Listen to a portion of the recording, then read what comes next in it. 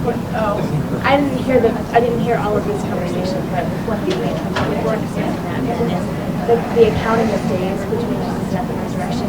I understand that any part of a day was a day. Yeah. The problem that I have then is what about and I forget where this is, where it says he was in the tomb for 3 days and 3 nights. No, it doesn't say that. I'll tell you what it does say. Sorry, I don't mean to correct you, but it says, as Jonah was in the belly of the whale 3 days and 3 nights, Jesus will be in the tomb. It does not say 3 days and 3 nights in connection with Jesus. So I think on that case, you might say, well, that hints that it was, and I wouldn't disagree with that. But from a Jewish point of view, see, there's 2 things at work here. One is Jesus is fulfilling the sign of Jonah, clearly, and he makes that case himself. The other thing is legal death, because in Jewish law, from the time a person is legally dead, a person has to be buried on the same day that they died, unless you're within 1 hour of sunset. Then you are given a second day if you want it. So when you count legal death, that's called the first day, the day of burial. If it's 23 hours or it's 1 hour, doesn't matter, it's called the first day. The family sits in the tomb on the first day, and the mourners come, crawl in the tomb, and sit with the family. 1 at a time, 2 at a time, depends how big the tomb is. At the end of the first day, the stone is rolled in front of the tomb, but it's not sealed. Now the second day always is 24 hours. On the second day, the guests gather outside the tomb. Okay? Now we come to the third day. The moment 1 hour of the third day has occurred. Okay? 1 hour. The tomb is opened, and you are to call the person's name 3 times. Elazar, Elazar, Elazar. If nothing, they're legally dead, the stone is closed and sealed. So the legal death for a Jew, by widespread Jewish writings, all you needed is 1 hour, 24 hours, and 1 hour for legal death. I happen to believe Jesus was raised from the dead 1 hour after sunset on Saturday night. And there's a reason for that comes out of the cultic practices of the Jews. Now look at this. Jesus was put in there on Friday, if my accounting is correct.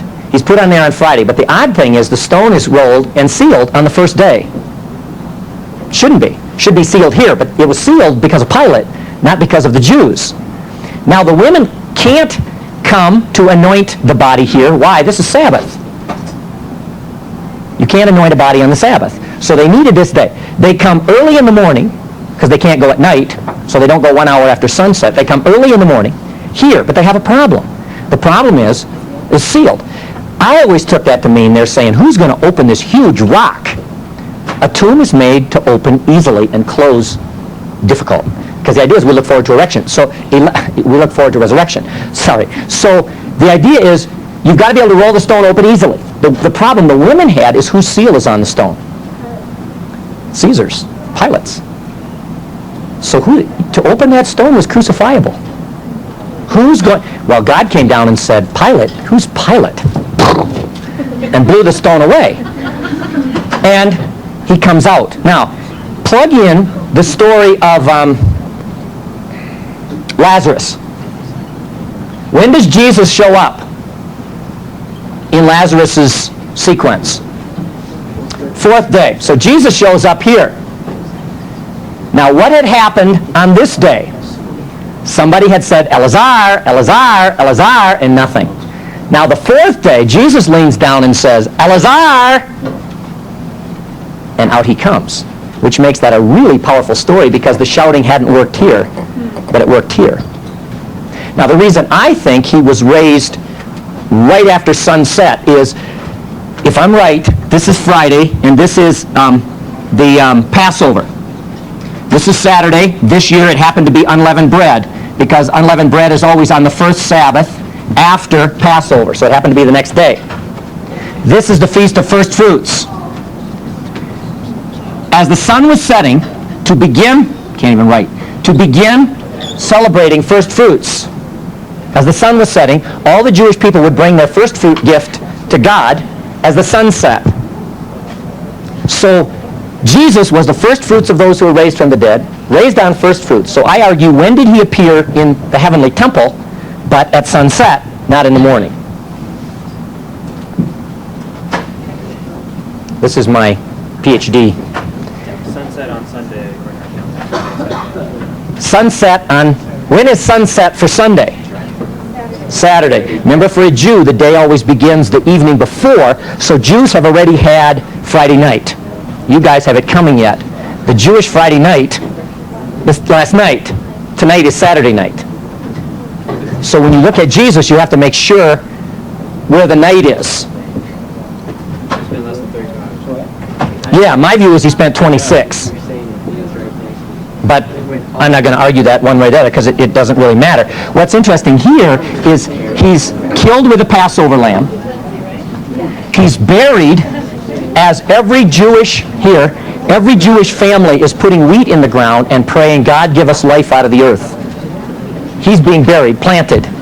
And he's raised as they bring first fruits. Which makes Corinthians, he's the first fruits of those raised, exactly. Awesome. I'll be around for lunch, so. I have a quick question. How do you spell wadi?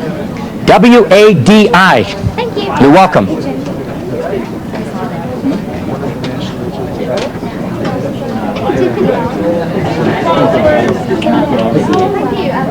Question. Please. Where you have all your artifacts, like the horn jam and all that stuff, is there anywhere you could purchase that stuff? Or Yeah. unless you go to the Interested? Holy Land? Yes. Oh, okay. Because I go to Judeo Christian kind of structured church, and those types of artifacts are needed. Okay. What I will for do, symbolism purposes. with your permission, is I will ask you to ask that question in front of the class, and then I'll answer. You don't want to? No. Okay, then I will just answer it for you. How's Okay, that? thanks. Okay, you're welcome. I was like praying. I'm like, God, come on. Like, tearing my eye.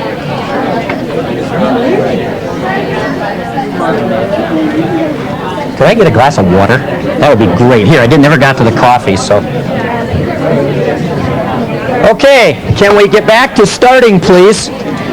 While you're finding your places, I told you I get so pumped about this group. Tell me how awesome it is to stand up here and to see like 20 people all wanting to learn more about Jesus. Oh man, it's like I died and went to heaven. It's just so phenomenal. Honestly, it's so cool. A couple of questions came up that I thought might be worthwhile for all of you to hear. Somebody asked about things like the prayer shawl, the shofar, and other things that I use. How can you get one? Boy, do I have a deal for you. There's a catalog, a website called Everything Jewish. It's one word, Everything Jewish. It's an Orthodox Jewish organization.